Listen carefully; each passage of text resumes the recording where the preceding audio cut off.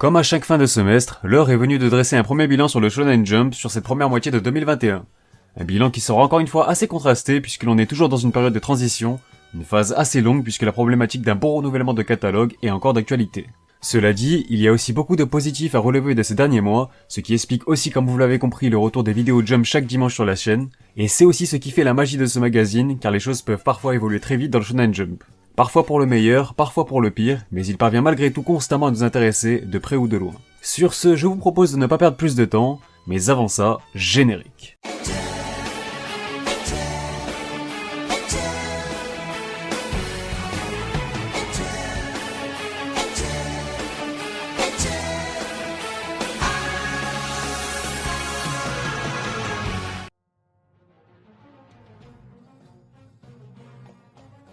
Salut à tous, c'est Otakult, on se retrouve donc pour une grosse vidéo afin de vous proposer un bilan du premier semestre de 2021 du Shonen Jump. On va comme d'habitude analyser la situation de chacun des mangas du magazine cas par cas, avec notamment le classement général de ce premier semestre. Plusieurs statistiques nous permettront de voir quels mangas ont été le plus mis en avant par les éditeurs, et inversement, de voir par la même occasion quels sont les mangas qui ont donc un peu fait les frais. On verra ensuite quelles sont les principales choses à retenir de ce début d'année, quelles conclusions en tirer, et on s'intéressera surtout à ce que l'on peut attendre du second semestre.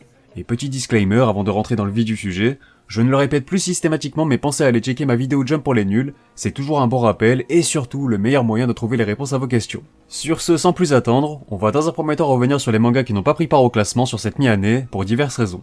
On va directement commencer par le sujet sensible, mais finalement assez rapide puisque la situation de Hunter x Hunter n'a toujours pas évolué. La série de Yoshihiro Togashi a même battu le record de sa plus longue pause, puisque le dernier chapitre du manga était paru dans le 52e numéro de 2018, le plus regrettable n'étant pas l'absence de la série en elle-même à mes yeux, mais bien que l'on reste sans nouvelles d'elle et surtout de son auteur depuis plusieurs années maintenant. Le cas de Burn the Witch reste finalement similaire à moindre mesure, puisque l'on reste toujours en attente de la reprise du manga également. En tout cas, on n'a pas eu de nouvelles de la série depuis le Jump numéro 41, dans lequel Taito Kubo nous avait délivré le 4ème chapitre concluant le premier volume. Depuis, on sait juste que le manga reprendra prochainement, mais on ne sait pas quand. On enchaîne avec un autre cas particulier, celui de Chainsaw Man. En effet, le manga de Tatsuki Fujimoto est arrivé à la conclusion de sa première partie dans le second numéro de l'année. Seuls 2 chapitres sont donc parus sur ce premier semestre, le 97e et dernier chapitre avait d'ailleurs obtenu une page couleur pour l'occasion.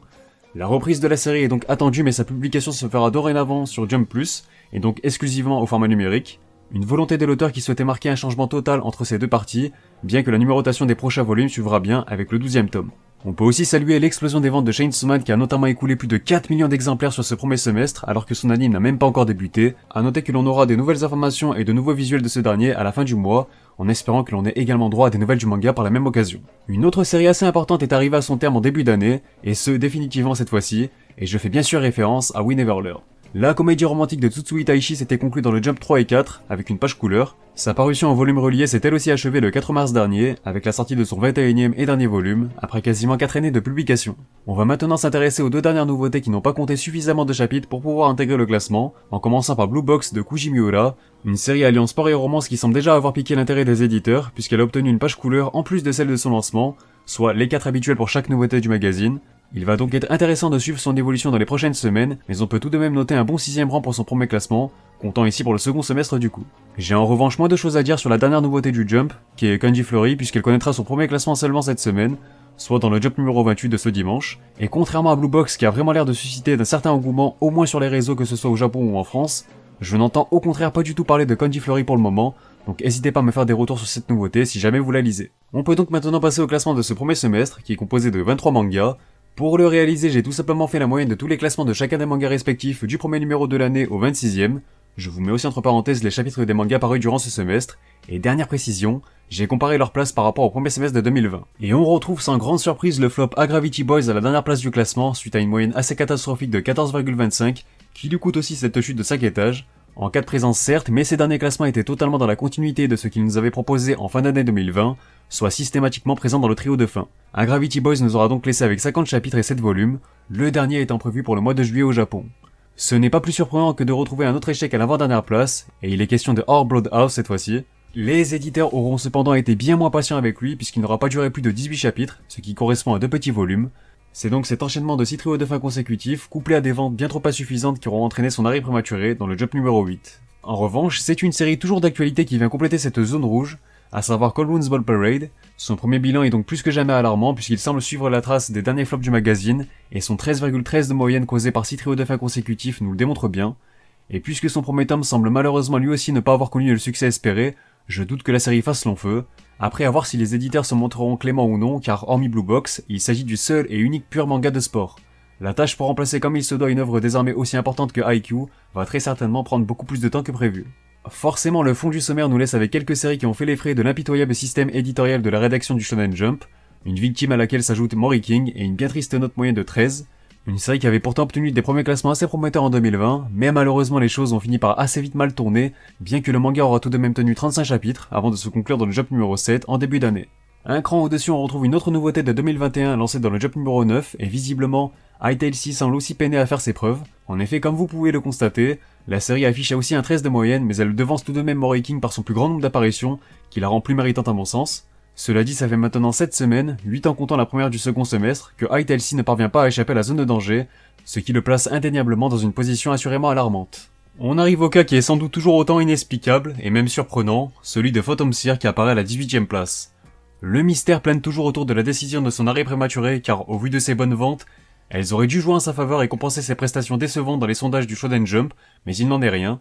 Malgré 150 000 exemplaires en circulation, Phantom Seer qui semblait avoir toute une série à fort potentiel sur laquelle miser et s'appuyer sur le futur, a bien pris fin dans le Jump numéro 18 après 30 chapitres. Sur 16 présences, nos exorcistes n'ont échappé qu'une seule fois au trio de fin, et finalement, c'est certainement cette zone d'ombre qui aura le plus pesé dans la balance, ce qui est d'autant plus regrettable lorsque l'on voit des mangas toujours en cours de parution se vendre bien moins que lui. 17ème rang pour l'une des principales déceptions de 2021, Bull King et sa note moyenne de 12,69 en 13 apparitions dans le classement, dont 11 dans le trio de fin. Une déception oui, car on parle du retour de Mitsutoshi Shibabukuro, qui était attendu au tournant après son succès avec l'excellent Toriko. Malheureusement, Bull King nous a laissé sur un vide total, que ce soit au niveau de sa popularité auprès des lecteurs du Jump, ou bien sur le marché, puisque ces deux tomes se sont très mal vendus également. Malheureusement, la 16ème place est occupée par un manga qui se dirige vers le même sort, bien que Hardball Cop and Dolphin nous propose un bilan toutefois légèrement meilleur, 11,74 de moyenne en 23 présences, dont 9 dans la zone rouge.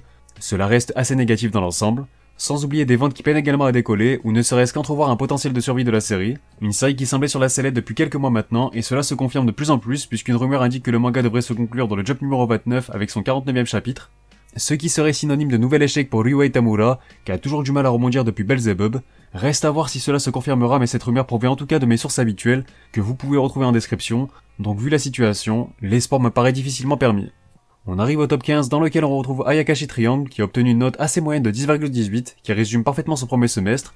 En effet, le Heishi de Kentaro Yabuki se trouve actuellement sur une pente descendante puisqu'il avait constamment été présent dans le top 10 jusqu'au Jump numéro 15, mais depuis, on le retrouve bien plus souvent dans le bas du tableau, avec même 3 présences dans la zone rouge à relever. Ayakashi Triangle a malgré tout su trouver son public puisque ses ventes sont pour le moment plus que correctes et largement à la hauteur.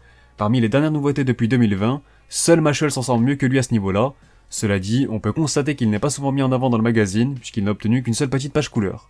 La 14ème place revient quant à elle à la comédie High School Family, qui est tout de même parvenue à obtenir une moyenne de 9,95, ce qui fait d'elle la première série à passer sous la barre de 10. Et l'analyse est totalement contraire à celle de Ayakashi Triangle mentionnée plus tôt, puisque son début d'année était bien plus compliqué, tandis que depuis le Jump numéro 16 où High School Family avait même tapé un top 5, il n'a plus jamais quitté le top 10 jusqu'à la fin du premier semestre. En parallèle, ses ventes paraissent encore insuffisantes, bien que l'on n'ait forcément pas les mêmes attentes pour un gag manga recommandé par Haruhi Furudate à l'occasion de la sortie du second volume, donc être mis en avant par l'auteur de Haikyuu, ce n'est pas rien. Mis à part ça, on sent clairement qu'il s'agit d'un manga qui a vraiment l'air de plaire aux éditeurs du Jump, et ça arrive souvent finalement qu'une série survive dans le magazine de cette façon, sans pour autant connaître un réel succès. Reste à voir combien de temps ça va durer. Undead Unluck figure quant à lui au 13ème rang, et semble lui aussi avoir du mal à passer un véritable cap, alors que la série a fêté son premier anniversaire il y a quelques mois déjà. Une note moyenne de 9 qui illustre des classements plutôt homogènes dans l'ensemble, bien que l'on ait pu remarquer que les dernières semaines furent plus difficiles pour lui, avec notamment 2 trios de fin à signaler. Ajoutez à cela une seule présence dans le top 5, j'estime que l'on est en droit de s'attendre à mieux pour une telle série à fort potentiel, et qui a tout pour devenir un des futurs piliers du Shonen Jump. Malgré tout, Undead Unluck a pu profiter d'une belle mise en avant via Elite Color, mais aussi 5 pages couleurs. On enchaîne avec Magu-chan God of Destruction que peu de monde attendait aussi haut en début d'année, et pourtant, la série a obtenu un 8,30 de moyenne tout à fait honorable. Mieux encore, elle avait même démarré l'année en s'invitant sur le podium et même 4 fois dans le top 5 au total, ce qui a un peu compensé des semaines plus récentes où Magu-chan apparaissait plus régulièrement dans le bas du tableau, tout en ayant échappé systématiquement au trio de fin. On peut aussi relever l'appui de 3 pages couleurs qui nous démontrent un certain soutien éditorial et que le manga bénéficie d'une petite popularité dans le magazine, sans pour autant faire encore vraiment parler de lui. Et malheureusement c'est Sakamoto Days qui échappe de peu au top 10 et qui doit donc se contenter de la 11e place. Régulièrement présent dans le haut du tableau, c'est sans surprise qu'il a pu obtenir une assez bonne moyenne de 6,93 en 23 apparitions, dont un petit podium à noter et 4 présences dans le top 5. On peut même aller plus loin en précisant que le manga n'a tout simplement jamais quitté le top 10, la 10e place étant sa pire position enregistrée sur ce premier semestre, et encore, ce n'est arrivé qu'une seule fois. Notre petit Furio poursuit donc sa belle progression, que ce soit au niveau des ventes ou en termes de popularité dans le Jump, dans lequel il a également profité de 4 pages couleurs, sans oublier qu'il a démarré le second semestre avec son premier lead color depuis celui de son lancement, ce qui ressort donc une dynamique plus que positive pour la série en ce moment. L'heure est maintenant venue de s'attaquer à ce fameux top 10, en commençant par Mission Yozakura Family, une belle note de 6,88 qui lui permet de remonter 5 positions par rapport à l'année passée, et si sa progression reste encore assez timide au niveau des ventes, le manga semble avoir passé un petit cap dans le Jump. C'est notamment la 3ème série à avoir été la plus mise en avant à travers des pages couleurs, plus précisément 8 derrière les piliers que sont One Piece et Dr. Stone, une statistique qui en dit long sur la volonté des éditeurs de promouvoir ce titre assez régulièrement tout de même. On peut aussi mentionner son premier lead color depuis celui de son lancement également, le meilleur semble à venir encore pour nos petits espions, qui devraient atteindre le cap symbolique des 100 chapitres d'ici la fin de l'année. Sa dynamique actuelle est un peu ternie par des classements plus décevants, mais la nouveauté Witch Watch semble en tout cas avoir réussi ses débuts en s'apparant notamment de la 9ème place du sommaire. Elle devance même de très peu Yozakura avec cette moyenne de 6,71 qui aurait même pu être meilleure si la série n'avait pas connu une 13ème position sur son dernier classement. Malgré tout, Witch Watch c'est 6 pages couleurs dont 4 mises en avant différentes en seulement 16 chapitres. Le retour de Shinohara Kenta, auteur de Skate Dance notamment, semble a priori payé pour le moment, puisque la sortie du premier tome de Witch Watch s'est aussi conclue par quelques ruptures de stock et une très bonne première semaine de vente. Encore une fois ça peut basculer très vite dans le Jump mais ça m'a l'air très bien parti tout de même. Je ne sais même plus quoi en penser et ça a tout l'air d'une vanne mais ce n'est pas le cas. Mien Roboko s'offre bel et bien ce 8ème rang. Un des nouveaux gag mangas du magazine lancé en 2020 qui a le mérite de tenir son rôle de comédie jusqu'au bout, et le ton parodique de la série plaît très clairement, c'est un fait. On ne peut donc que saluer cette performance de Roboko sur lequel personne n'aurait parié non plus lors de son lancement. Il s'était même offert une présence sur le podium ainsi que 4 pages couleurs, c'est plus que Jujutsu Kaisen par exemple, aussi surprenant que cela puisse paraître. Il y a en tout cas des choses et surtout des trolls que l'on n'explique pas parfois, et Mien Roboko en fait partie. On reste dans le genre parodique mais avec un ton tout de même bien plus sérieux dans le fond, puisque c'est au tour de Mashle d'effectuer son entrée en scène à la 7ème place du top. Rapide relevé de ses statistiques, Mashle c'est une position moyenne de 5,53 en 23 présences dont 3 sur le podium, aucune absence à signaler, un lead color et 7 pages couleurs, ce qui positionne assurément la série d'Hajime Komoto comme étant le futur nouveau fer de lance du Shonen Jump. En tout cas, sa progression à tous les niveaux confirme bien que c'est tout simplement la nouveauté la plus convaincante, ou du moins à la hauteur des standings d'un tel magazine, sur les dernières séries lancées depuis 2020. On peut mettre son succès au Japon en parallèle de celui obtenu en France, puisque Mashle est tout simplement devenu le meilleur lancement des éditions Kazé, et même le 4ème meilleur lancement de l'histoire sur le marché du manga français. Excusez du peu. Il échappe de très peu au top 5, mais a tout de même le mérite de remonter de 2 places, c'est Black Clover qui figure au 6ème rang. Son 4,22 de moyenne dégage en premier lieu un seul mot d'ordre, la régularité, qui a donc entraîné le retour de la série de Yuki Tabata dans le haut du tableau, plus précisément des présences constantes entre la 2ème et la 6ème place, le top 7 étant sa pire prestation, pour vous illustrer toujours plus la belle dynamique dans laquelle se trouve nos mages. On peut aussi relever 5 apparitions sur le podium et toujours pas de top 1, ce que l'on peut donc lui souhaiter pour le second semestre et ainsi bien finir l'année. Mis à part ça, on peut aussi noter les 2 pauses dont Yuki Tabata a pu bénéficier, un peu de repos c'est toujours important pour les auteurs et c'est surtout mérité vu leurs conditions de travail, un point sur lequel on va encore avoir l'occasion de revenir dans quelques instants. Place au top 5, et s'il y a bien une nouveauté qui a su tirer son épingle du jeu depuis ses débuts et se faire au moins remarquer dans le Jump, c'est bien The Elusive Samurai. Dans la vidéo bilan de 2020, je mettais en avant la stratégie du Jump de miser sur le retour d'anciens auteurs de renom pour assurer le bon renouvellement du magazine. Alors parfois ça ne paye pas, voire même pas du tout, mais en revanche en ce qui concerne The Elusive Samurai, on peut dire que le retour de Yusei Matsui à qui l'on doit Assassination Classroom ou encore Neuro le Mange Mystère est déjà plus que réussi. Et ce, bien qu'aucun tome de la série ne soit encore paru, car le premier est prévu pour juillet tandis que le second suivra au mois d'août, une sortie certes tardive mais aussi rapprochée qui peut non seulement permettre à la série d'accroître sa popularité dans le Jump, tout en la laissant avancer et se développer. Et je pense honnêtement que ses ventes seront également à la hauteur. Que dire de plus si ce n'est de souligner une nouvelle fois ses débuts assez fracassants puisque le manga s'est offert un 3,88 de moyenne, mais il a aussi enchaîné 3 podiums consécutifs dont un top 1 obtenu dès son 3ème classement, c'est assez dingue en précocité. Sachez en tout cas qu'il y a seulement 6 séries différentes sur une vingtaine qui sont apparues à la première place du classement, donc ce n'est pas rien. L'avenir semble clairement s'inscrire avec The Elusive Samurai puisque les éditeurs le mettent déjà beaucoup en avant, 2 lead color et déjà 8 pages couleurs en seulement 18 chapitres, c'est très bon signe et surtout prometteur pour la suite. Et c'est Dr. Stone qui se retrouve au pied du podium après ce léger déclin d'un rang. Nos petits scientifiques ont tout de même gardé leur rythme de croisière comme nous le démontre cette moyenne de 3,06 en 22 apparitions, le manga ayant pris une petite semaine de pause également. L'œuvre de Richiro Inagaki et de Boichi n'aura quitté qu'une seule fois le top 5, et ce, dans le dernier numéro, après avoir longtemps enchaîné les podiums dont 3 top 1 au passage. Pas grand chose à relever de plus, si ce n'est qu'il s'agit de la série qui a hérité le plus de lead color, derrière la tête d'affiche qu'est One Piece. Belle remontée de 3 places pour My Hero Academia qui lui permet de s'emparer de la médaille de bronze, avec une très belle moyenne de 2,53. Seulement une petite absence à signaler pour Koi Horikoshi, qui a donc tenu un rythme un peu plus soutenu et régulier sur ce premier semestre. Une régularité qui a bien payé en tout cas, comme nous l'indique ses 15 podiums, et en dehors des semaines où il a pu bénéficier de quelques pages couleurs, Emma-chan n'a figuré qu'à 4 reprises hors du top 3. Et à chaque fois, c'était des top 4 dans le pire des cas. Donc en somme, c'est un très bon semestre pour lui. La sensation de ce premier semestre restera sans aucun doute l'explosion de Jujutsu Kaisen qui lui vaut cette seconde place après une superbe remontée de 8 rangs. La série de Gege Akutami n'était même pas très loin de s'emparer carrément de la première place, mais son 1,65 de moyenne aurait été finalement insuffisant, et ce, malgré un plus grand nombre de top 1 que One Piece. C'est donc essentiellement ces deux top 3 qui ne lui auront pas permis de viser plus haut, même si la prestation reste assurément remarquable. On pourrait presque regretter une mise en avant au final assez pauvre dans le Jump, puisque Jujutsu Kaisen n'aura fait qu'une fois la couverture du magazine et obtenu seulement 3 pages couleurs, ce qui est peut-être expliqué par les problèmes de santé de Gege Akutami, qui va devoir prendre une pause à durée indéterminée à partir de la semaine prochaine, même s'il espère que cette pause ne durera pas plus d'un mois. La nouvelle est tombée cette semaine, mais ses 4 absences sur le premier semestre étaient déjà bien assez préoccupantes. N'oublions pas de saluer une nouvelle fois les extraordinaires ventes de Jujutsu Kaisen qui a donc écoulé quasiment 24 millions d'exemplaires sur ce premier semestre, le plaçant déjà sans aucun doute comme le manga le plus vendu de 2021. En attendant, souhaitons donc un bon rétablissement à Gege Akutami. Et enfin, toujours aussi indéboulonnable, malgré la forte concurrence, One Piece résiste à Jujutsu Kaisen et conserve donc son titre de numéro 1 dans le Shonen Jump. Bien qu'il s'était fait dépasser par Demon Slayer sur l'ensemble de l'année 2020, il lui avait bien résisté sur le premier semestre de 2020 également. L'œuvre emblématique d'Eiichiro Oda a d'ailleurs célébré son 1000e chapitre en début d'année, de quoi assouvrir toujours plus sa légende. 1,42 de moyenne et au pire des cas deuxième lors de ses plus mauvaises semaines, il était difficilement délogeable de son trône. Comme toujours, One Piece reste la série la plus mise en avant par les éditeurs car il s'agit tout simplement du porte-étendard du Jump. La cadence du manga n'a pas bougé non plus, Eiichiro Oda a maintenu son rythme d'une pause par mois tandis que l'on se dirige désormais vers le 100e tome de la série, qui devrait sortir en automne au Japon. Avant d'aller plus loin, je tiens à rappeler que j'ai également réalisé une grosse vidéo bilan dans laquelle j'analyse le top Oricon de ce premier semestre. La vidéo est disponible dans la description pour les intéressés, donc c'est tout ce qui est vente, etc. Ceci étant dit, que pouvons-nous retenir de ce premier semestre? On va commencer par les 6 nouveautés qui ont été lancées depuis le début de l'année. Pour le moment, on peut les diviser en 3 positions bien distinctes, à savoir les nouveautés qui connaissent du succès, The Elusive Samurai et Witch Watch.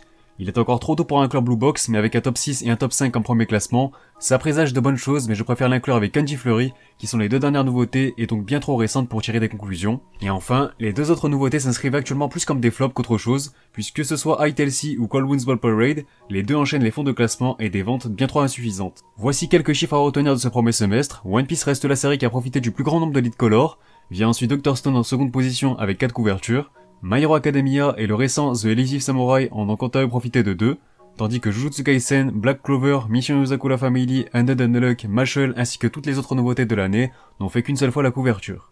On va maintenant s'intéresser aux séries ayant bénéficié du plus grand nombre de pages couleurs, et on retrouve sans surprise One Piece à la première position avec 10 pages couleurs dont 5 doubles comme toujours. Dr. Stone arrive une nouvelle fois à la deuxième place avec un total de 9, suivi de Mission Yuzakura Family et The Elusive Samurai qui en compte 8 chacun.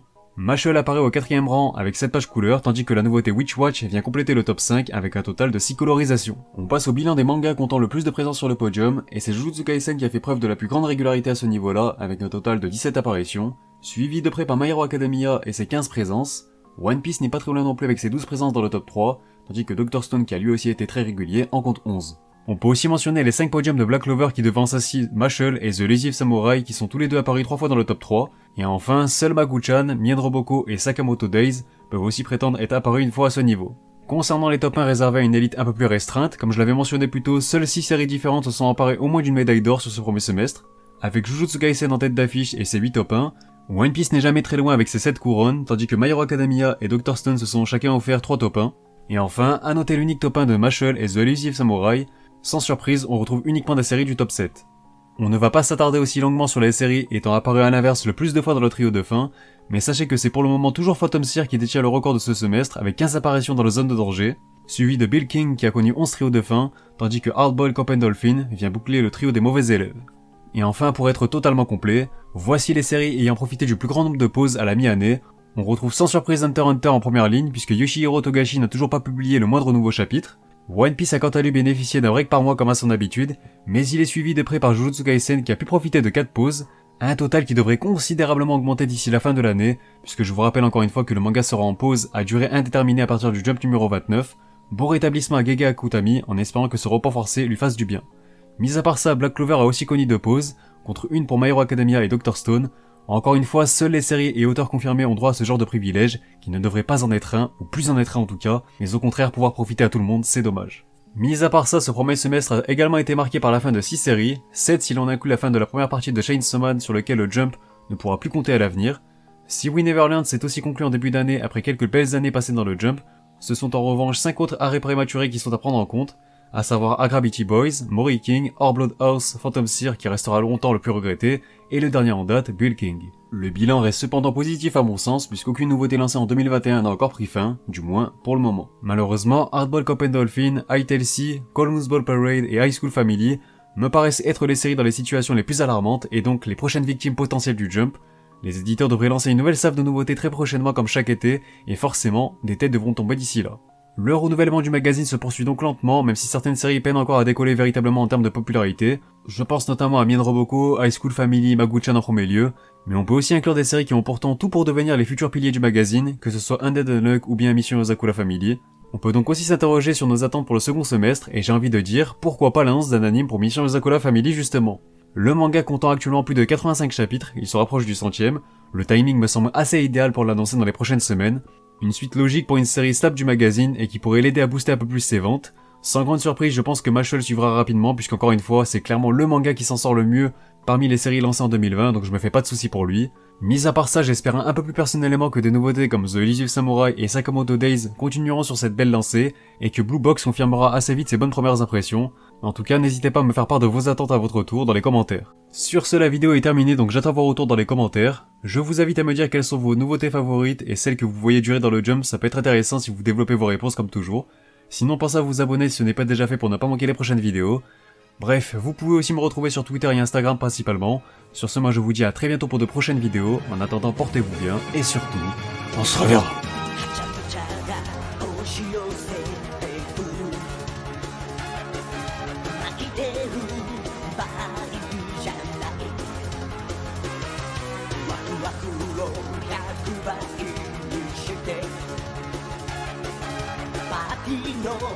主役に